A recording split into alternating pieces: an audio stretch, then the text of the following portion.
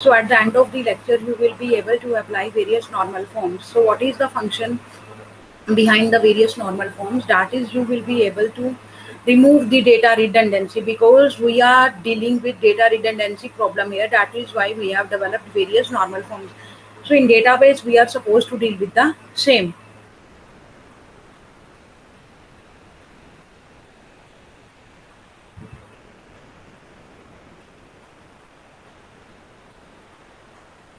So coming to the main part, that is third normal form. So what is basically a third normal form? Third normal form, there could be certain rules that could be associated with the third normal form. What are those rules? Like, it could be in the second normal form, and there could be a key that could be used.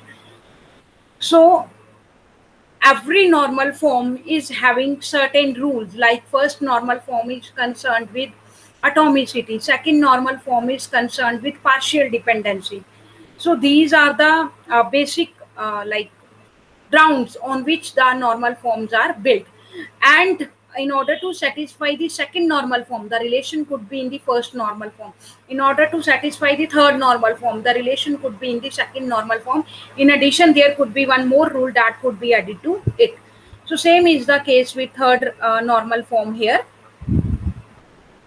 A relation is in 3 enough if for all the x, that is x in f, that is all the attributes that are there in the relation, they could be creating the atomic values. They could not be any values that are derived. So we are supposed to use a key here. So that is why we are calling it as, if a belongs to x, then it is called a trivial fd, or x can contain a key for r, or a is the part of some key for r. As we have performed practical example of the same in the last lecture. So main cases, or I can say main concern, is minimality. That is of a key that is crucial in third condition above. That is this. A is the part of some key for R. So next is the case that is R is in BCNF, obviously in 3NF. That is the condition that I have already told you. R is in 3NF, some redundancy is possible because it is a compromise and used when BCNF not achievable. That is no good decomposition or performance consideration. Like, it could degrade the performance if we are not satisfying the particular rule. So next, we are supposed to decompose the relation. Why we are supposed to decompose the relation? Because there exist some derived attributes. That is why we are supposed to convert it into the atomic attributes. So same is the case here. Let's have a look at the relation. Suppose that relation R contains attribute. There are n number of attributes that are defined here. So we are supposed to perform decomposition of the relation, that is consist of replacing R by two or more tables, by two or more relations, and each new relation schemes contain a subset of the attributes of R, that is no attributes that do not appear in the R, and every attribute of R appears as an attribute of one of the new relation. So what is the main concern here? That is, intuitively decomposing R means we will store instances of the relation schemes produced by the decomposition instead of the instances of the R. For example, can decompose this into this. That is, this table will be converted into this table and this table, because R and W, that is rating and wages, that are dependent on each other. That is why we separate those two variables. This is social security number, this is name, this is load, this is rating, this is hourly worked, hours worked. So this is rating and this is wages.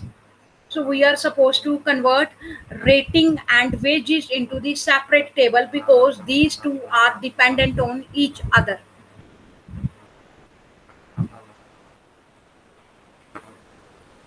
So this is the example that is being done for the same relation, that is social security number, name, load, rating, wages, and hours worked. So it could be a functional dependency in which S is deriving. S, that is social security number. It is deriving S, N, L, R, W, and H, all the attributes, and R is directly deriving W. Now have a look at the same. So this is the violation of 3 N and F. So that is why second FD causes the violation of 3 and F. That is W values repeatedly associated with R values. That is why R is deriving W, na, because two are associated with each other. So easiest way to fix this is to create a relation RW to store these associations and to remove W from the main schema. That is, we are supposed to decompose this whole table into two tables that are given here with attributes that are defined here. So it is a table, single table with all the attributes, and these are two tables with limited amount of attributes, and these are satisfying the condition that is presented here. So thus information that is to be stored, that is consist of these tuples. That is, we are supposed to store social security number, we are supposed to store names, we are supposed to store load, we are supposed to store ratings, hourly works, then wages. So these could be tuple, and there could be an interpretation for all these attributes in the form of the tuples. So if we just store the projection of these tuples onto S, N, L, R, H, and RW, then are there any potential problems that we should be aware of? So this is the question that is being raised here. So if we are separating them, so there could be any problem further that would be defined in future.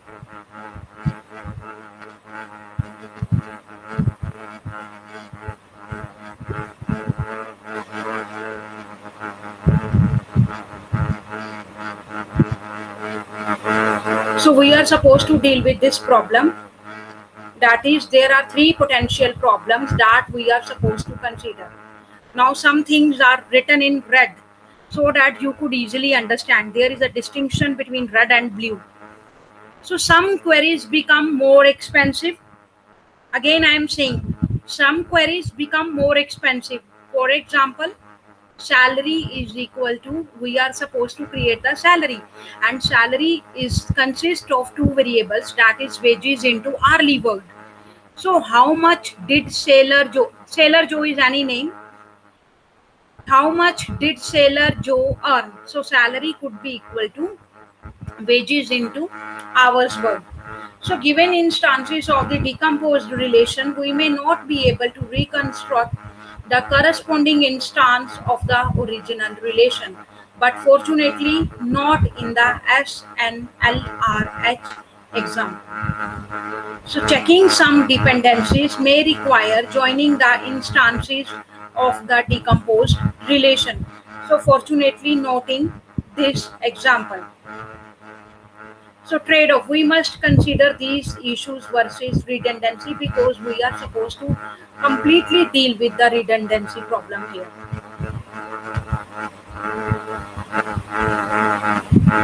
So next, coming to lossless join decomposition, that is decomposition of R into X and Y is lossless join with respect to a set of functional dependencies F.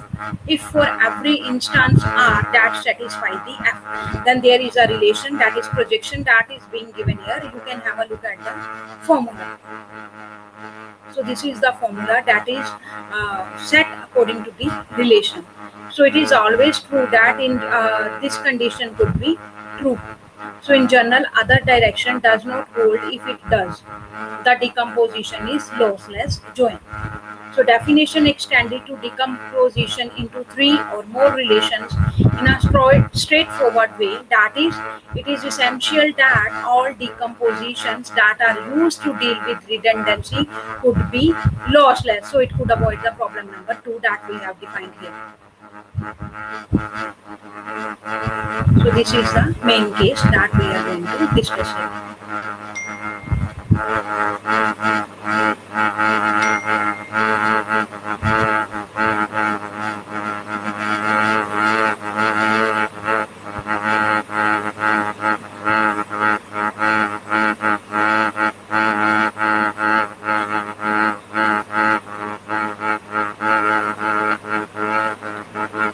next is more on lossless join. So these are the mathematical examples that are being given for the reference. You can have a look at the same. We are supposed to convert this table into these two tables, that is AB and BC. So we are given with the three attributes A, B, C, and there are three interpretations for the same, that is in the form of the tuples. And we A is AB, that is A is dependent on B.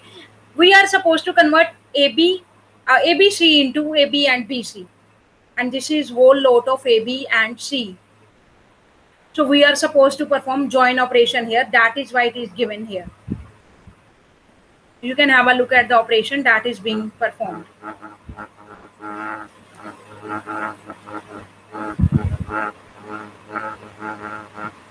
So next is we are supposed to preserve dependency, decomposition. So let's say we are supposed to consider this table in which C is the key. I am supposed to give you the interpretation for the same, because I have used this example in the previous normal form.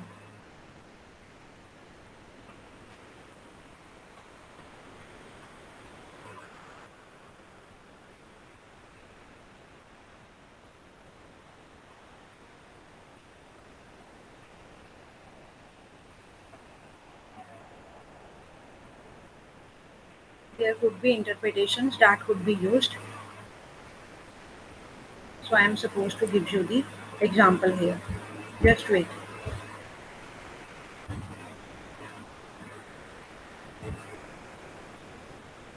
So it is concerned with contract example.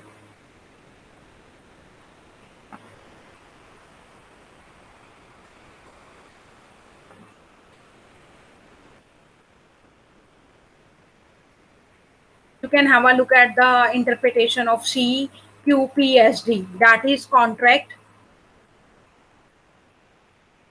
ID. Suppliers could be there, parts could be there, department could be there, and quantity could be there.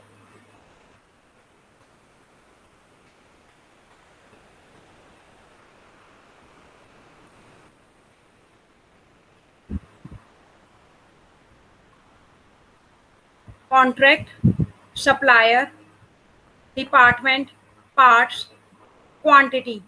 So these are the key terms or key attributes that we are supposed to use here. So contract is the key. Contract is the key, and there are various relations that are being defined here. JP is deriving C as and SD. JP is deriving C and SD. P is deriving further nothing. So BCNF decomposition, this is the BCNF decomposition, that is C as J. These are the interpretations for the attributes, or I have used initials for the attributes, and SDP. So problem checking is JP is dependent on the C, that requires a join. So we are supposed to preserve the dependency decomposition that could be intuitive. So if R is decomposed into X, Y, and Z, and we enforce the FD that hold on, FD means to say functional dependency, that could hold on X, on Y, and on Z, then all FDs that were given to hold on R must also hold. So that is also avoiding the problem number 3. Now we are dealing with the projection of set of the FDs F. So if R is decomposed into X and many other certain points, more elements could be added to the same. And projection of an onto, now onto, it is not into, it is onto. X denoted by F of X, that is the set of FDs UV into F plus, that is the closure of F. All the combinations are possible here such that UV are in X. So what would be the case? Obviously, the algorithm for lossless join decomposition into BCNF can be used to obtain lossless join decomposition into 3NF, that is typically can stop earlier. So to ensure dependency preservation, one idea is if X and Y, X that is deriving Y is not preserved, then add relation XY, because problem is that XY may violate 3NF. For example, consider the addition of CJP, that is three attributes to preserve JP and C. So what if we also have J and C? So there could be a refinement that we are supposed to perform. That is, instead of the given set of FDs, F, use a minimal cover for the F.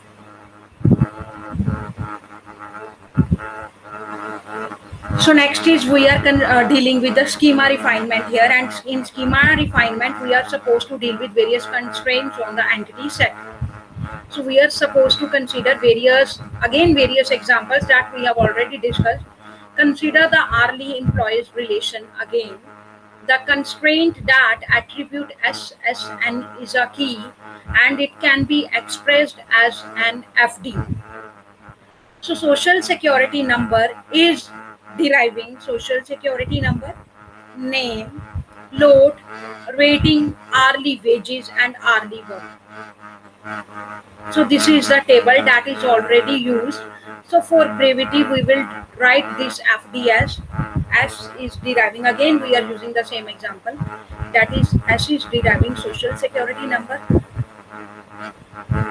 name, load, rating, hourly wages, and hourly worked, using a single letter to denote each attribute.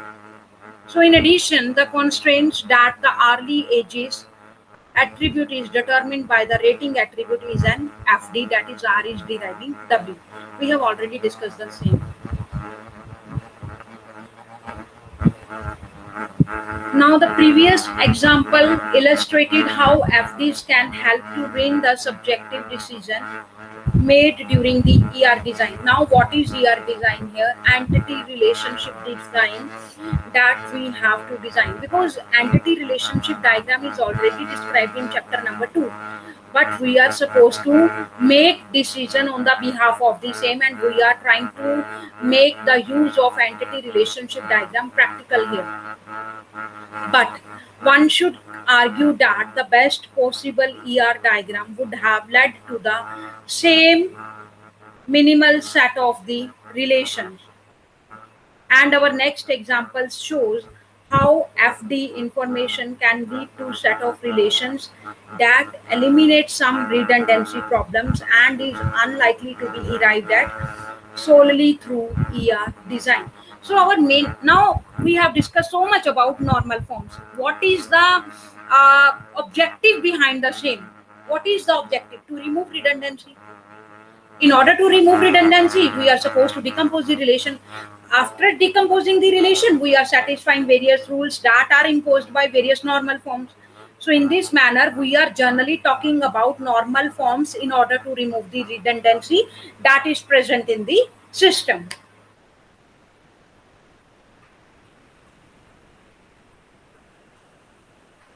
So this is identifying attributes of entities.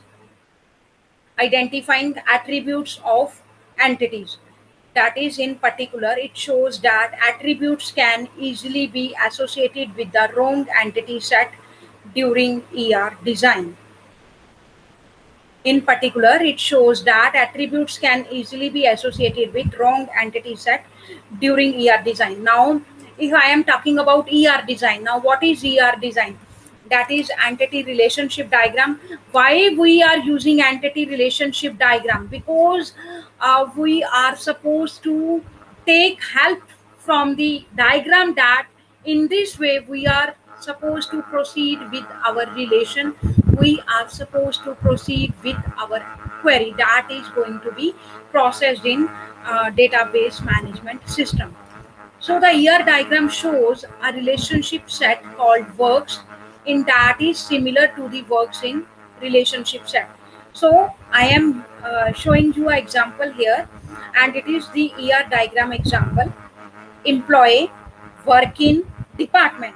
So there are two entities, employee and department. Work in is the relationship between employee and department. So employee could be having various entities. That is social security number, that is the primary attribute. That is why it is marked underline, because it could be easily distinguishable. Next is employee name, next is employee load. Works in matlab, like since which year he is working in that department. 1972, 1988, 1999. Next, department, department ID, department name, what is the budget of that department. So these are various, these two are entities, this is the relation, and these are the attributes that are specifying a particular entity or that is defining a particular entity. So work is also considered with the particular attribute, that is since. And again department is concerned with three attributes, that is department ID, department name, and budget. So in particular, it shows that the attribute can easily be associated with wrong entity set during year design. So the year diagram shows a relationship set called works, and in that is similar to the works in the relationship set. So using the key constraints, we can translate this year diagram into two relations. That is workers. Workers is having social security number, name, load, date, that is department ID, and since.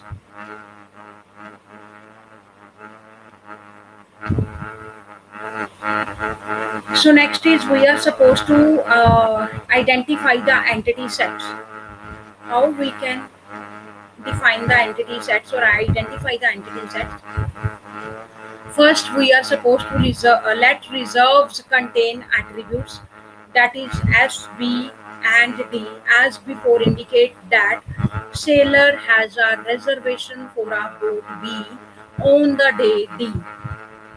Now we are using three attributes, sailor, boat, and day. Three attributes are there, and we are uh, having concern about three entities here, that is sailor, boat, and day. Again further they could be having various attributes, so it could contain reserves. Reserve is the main table. It could contain various attributes, that is SBD, sailor, boat, and day, as before indicating that sailor has a reservation for a boat B on a day D. So in addition, let there be an attribute C, that is denoting the credit card to which the reservation is charged. Now suppose that every sailor uses unique credit card for reservation. So this constraint is expressed by the FD, that is S is deriving C. So this constraint indicates that in relation reserves, we store the credit card number for a sailor as often as we have reservations for them. So sailor and we have redundancy and potential upgrade anomalies here. So we are supposed to deal with the same. So how we are supposed to deal with the same? We are moving to the next slide. Till now, if you are having any query, you can ask me any question. I am giving you a time of 1 minute. Have a look at all the slides that have been discussed so far. If you are having any query, you can ask me any question.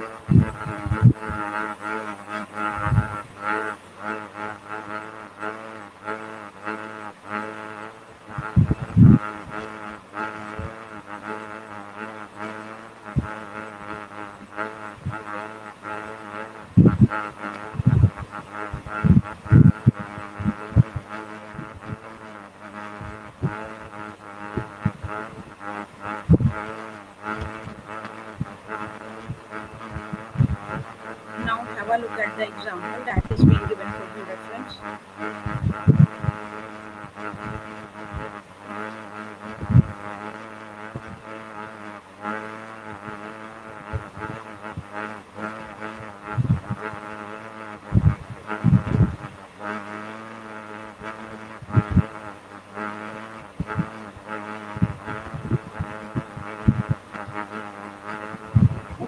I am going to discuss about multi-value dependency. Now, multi-value dependency, we are supposed to remove the same in normal forms because we are concerned with atomic attributes. Now, let's say, suppose that we have a relation that is having attributes course, teacher, and a book. So, which we denote as a CTB, initials. The meaning of a tuple is that teacher can teach course C and book is recommended text for the course. So there are no functional dependencies because the key is CTB. However, the recommended text for a course are independent of the instructor. So this is the table that is being given. It is the course, it is the teacher, it is the book. So there are various interpretations for the course, teacher, and book. There it could be a different course, different teacher, and a different book. So these are the interpretations that are given in the form of the six tuples. Now what we have to consider here is we are supposed to consider 3 points here. That is the relation schema CTB is in BCN. The relation schema CTB is in BCNF. Now how? How it could be in BCNF? We would not, because we would not consider decomposing it further if we looked only at the functional dependency that hold over CTB. So there could be redundancy and we are supposed to deal with same. So the fact that Green can teach Physics 101, it is recorded once per recommended text for the course. Similarly, the fact that Optics is a text for Physics 101 is recorded once per potential teacher. That is this. We are concerned with physics and optics.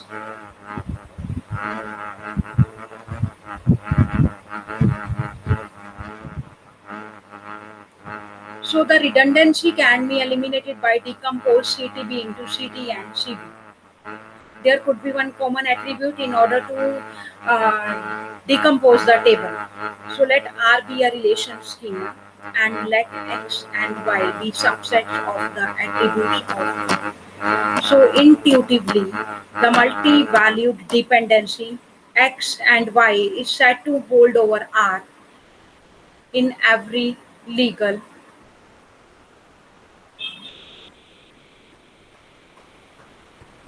So the redundancy in this example is due to the constraint that the text for the course are independent of the instructor.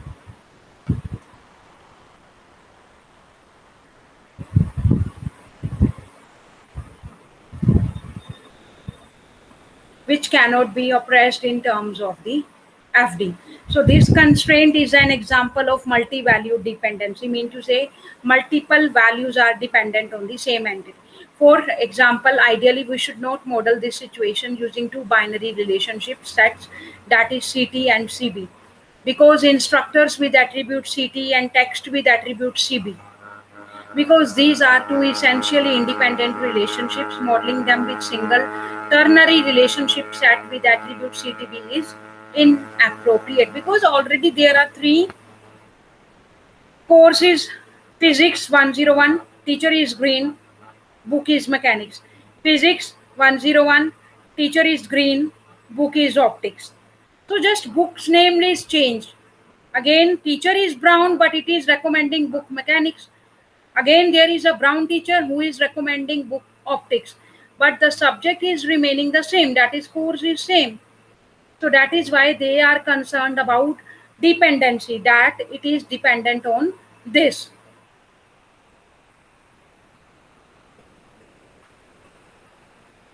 Now have a look at practically three of the additional rules that could involve only multi-value dependencies.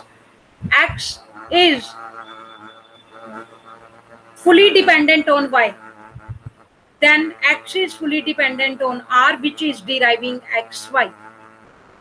So this is the complementation. Next is we are supposed to concern with augmentation. That is X is deriving Y and W is greater. then Z, and then Wx is deriving yz. So we are supposed to concern with multi-value dependency transitivity.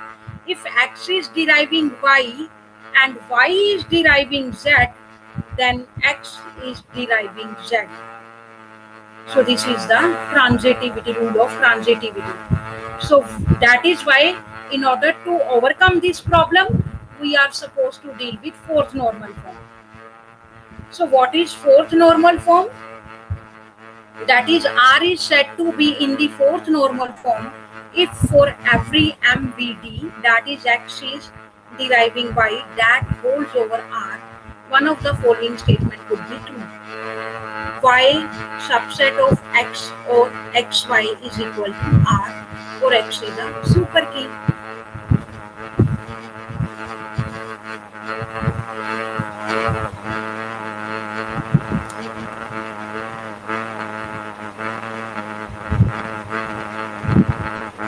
So what is basically there in fourth normal form?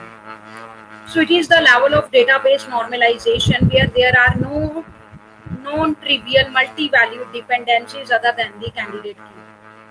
So it builds on the first three normals from 1 to 3 and BCNF. It states that in addition to the database meeting the requirements of the BCNF, it must not contain more than one multi-valued dependency. So there are certain properties that could be associated with fourth normal form. So we are supposed to define 4NF only if there are certain conditions that could be satisfied. That is, it should be in BCNF and the table should not have any multi-value dependency. So this is kind of a condition that is associated with 1NF. So a table with multi-value dependency violates the normalization standard of fourth normal form because it creates unnecessary redundancies and it can contribute to inconsistent data. So to bring this up to 4NF, it is necessary to break this information into two tables. So for example, we are supposed to consider an example here, and I am going to show you the same.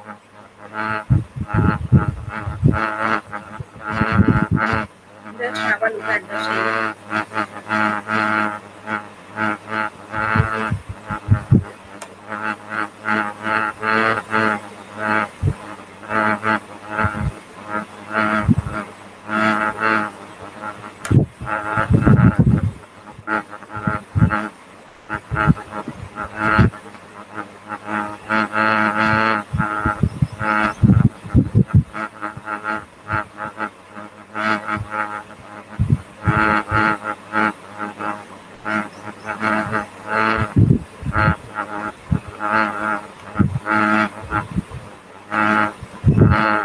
now normal form, that is fourth normal form.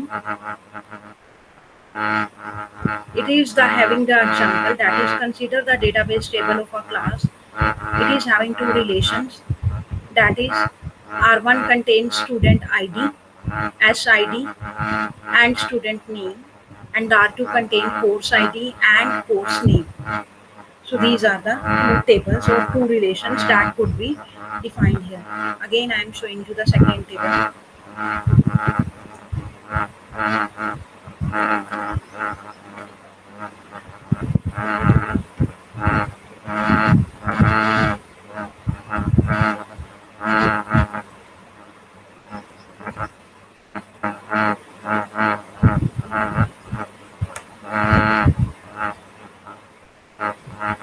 Now we are supposed to multiply table number 1 by table number 2.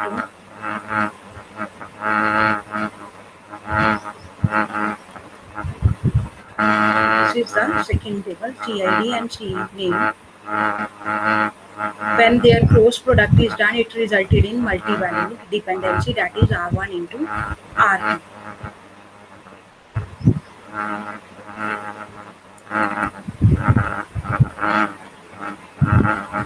So what would be the multi-value dependency here? That is, SID is concerned with CID because it is deriving CID, and SID is further associated with C name, and S name is further deriving C name. So there could be joint dependency that could be there. That is joint decomposition is further generalization of the multi-valued dependency. So if the join of R1 and R2 over C is equal to the relation R, then we can say that a joint dependency exists. Where R1 and R2 are the decompositions, that is R1 that is concerned with ABC and R2 is concerned with C and D of a given relation. R is containing ABCD, four attributes. So alternatively, R1 and R2 are lossless decompositions, and A joint D, that is which is having relationship with R1, R2 up to Rn, is said to hold over a relation R if R1, R2 up to Rn is a lossless joint decomposition.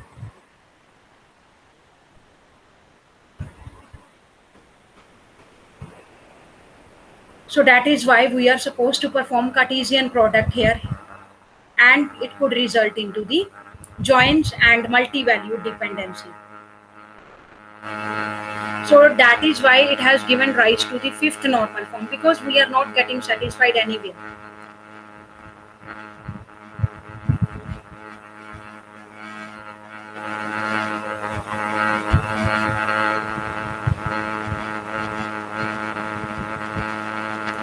Now, fourth normal form is concerned with joint dependency. That is, a joint dependency is further generalization of the multi-valued attributes. Now we are coming to the fifth normal form and the last normal form, probably. So what is fifth normal form? A relation is said to be in fifth normal form.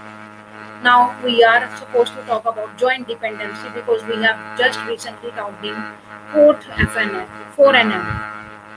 So joint dependency is having relation is holding on the relation R1, R2 up to Rn that holds over R. So one of the following statement needs to be true, that is R of I is equal to R for any sum I could be any value, or the joint dependency is employed by the set of those FDs over R in which the left side is the key for R. So the following result also due to the date and fetch foreign key identifies conditions again detected using only FD information, under which we can safely ignore JD information. So if a relation schema is in 3NF and each of its keys consists of the single attributes, then it is in FNF, because fourth is concerned with JD. And if we are ignoring the concept of JD and if relation is in the 3NF and each of its key consists of the single value attribute, then we can say that it is in the fifth normal form. So there are various inclusion dependencies that are concerned with fifth normal form. Have a look at the same. So what is basically a fifth normal form? That is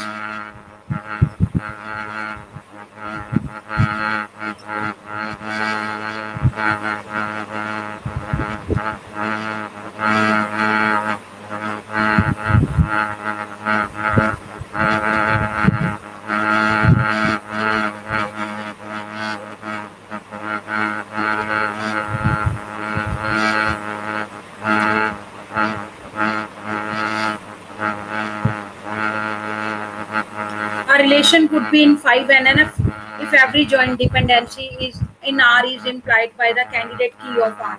That is, a relation decomposed into two relations must have lossless joint property, which ensures that no spurious or extra tuples are generated when relations are J united through a natural join.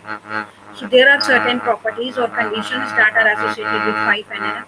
A relation should be in 4NF and it cannot be further non-loss decomposed. That is joint dependence. So I am going to give you an example. Just have a look at the example.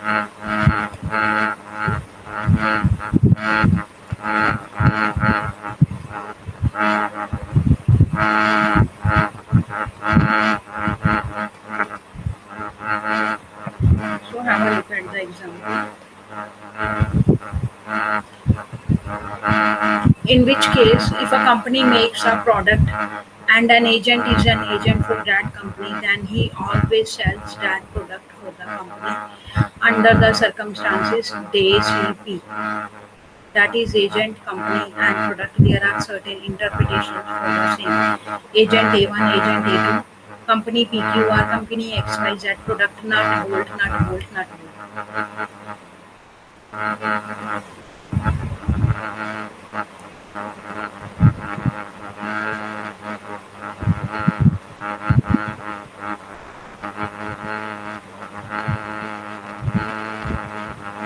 Now the relation ACP is again decomposed into three relations. How it could be decomposed into three relations? The natural join of all the three relationships could be shown like R1. R1 is concerned with agent and company, in which there are three tuples, that is A1, A1 and A2. A1 is having company PQR, A1 is having company XYZ and A2 is having company PQR. R2 could be agent and product. A1 nut, A1 bolt, A2 nut. So there is a third table as well, that is company product. So PQR is concerned with nut, PQR is concerned with bolt, and XYZ is concerned with nut and XYZ is concerned with bolt. Now we are supposed to decompose table into the three tables. So result of natural join of R1 and R3 over company, and then natural join of R13 and R2 over agent and product will be table ACP. So hence we have seen that in this example all the redundancies are eliminated and the decomposition of ACP is a lossless join decomposition. So therefore the relation is in F and F, as it does not violate the property of lossless join.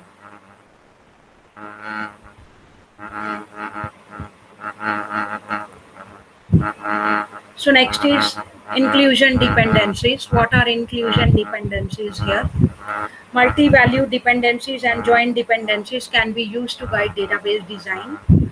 As we have seen, although they are less common than FD and are harder to recognize and reason about, but in contrast, inclusion dependencies are very intuitive and quite common.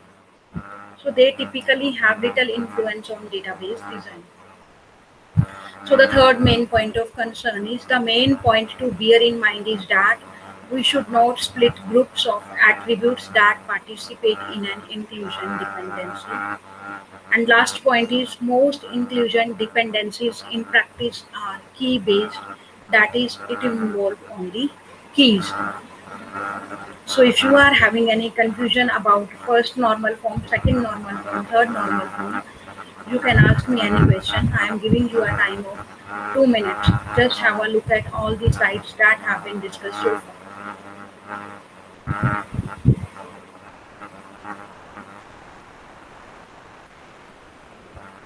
We have discussed about. Now write down one question. Assignment for today's lecture.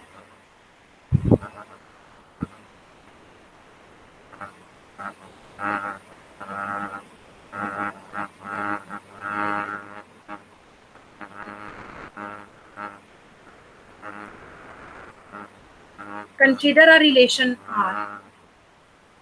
Consider a relation R, and R is consist of 5 attributes. R is consist of 5 attributes, that is A, B, C, D and E. R is consist of various attributes.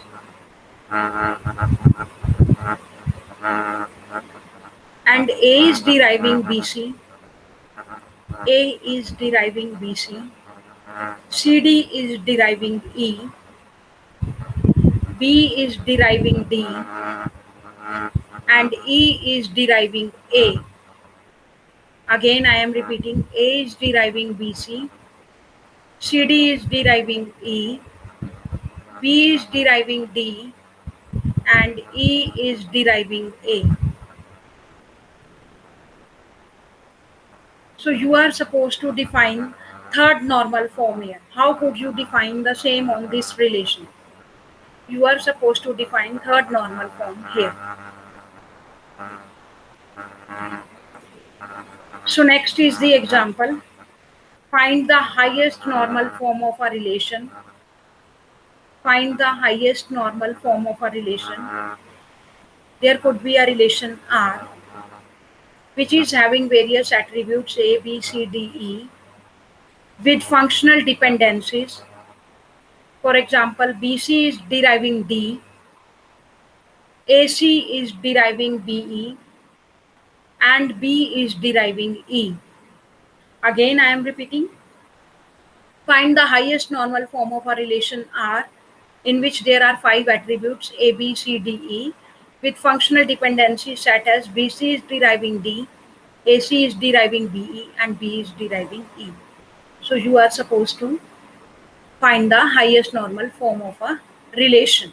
So these are the two questions that have been given to you as an assignment of the today's class. If you are having any query regarding same, you can ask me and I will discuss these two questions in the next class.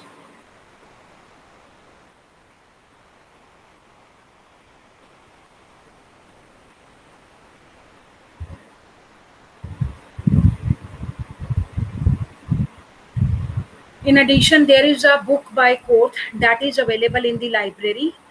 You can get it issued from the library and have a look at the same. Because there could be more practical examples that could be explained in the book. So refer to the book for the practical explanation of more queries. It is a book by Koth that is available in college library.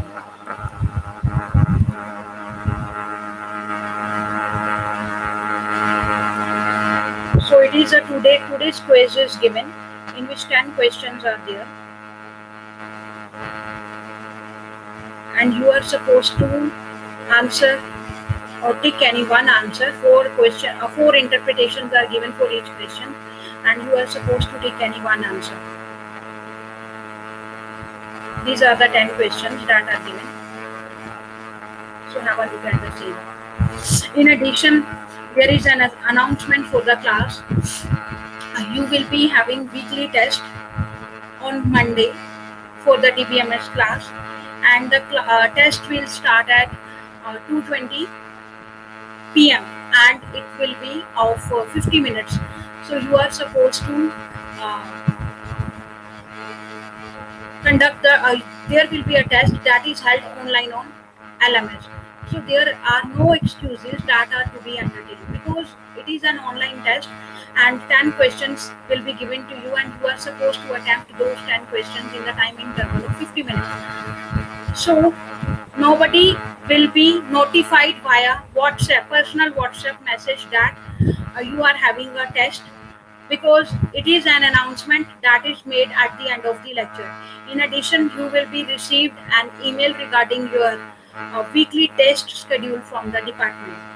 So you are supposed to act according to the same, that is according to the date sheet that is being provided to you. Nobody will give you reminder that students, you are supposed to appear in the test. Today there is a test that is being conducted for you. So it is your responsibility to appear online in the test. So if you are having any query, you can ask me. I am giving you a time of 2 minutes. Just go through all these slides that have been discussed so far.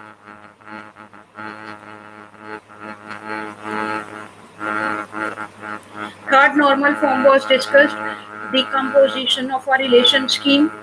It was the main concern about today's lecture.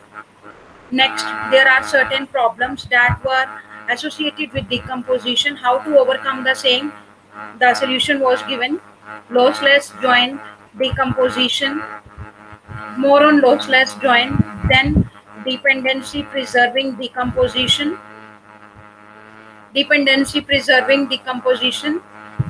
then decomposition into BCNF, BCNF and dependency preservation, decomposition into 3NF, then schema refinement. That was the main topic.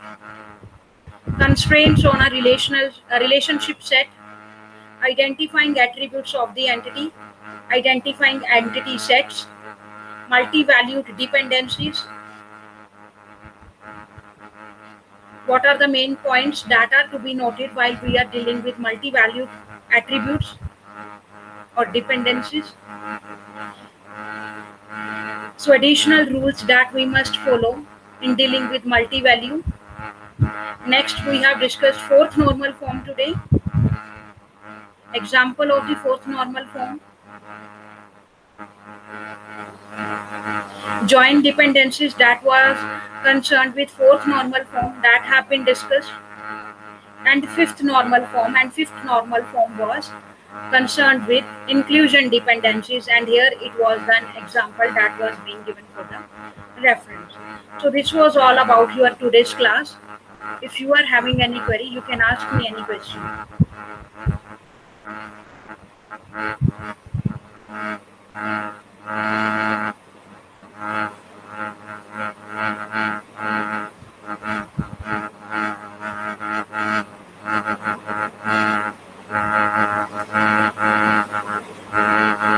Thank you. Have a nice day.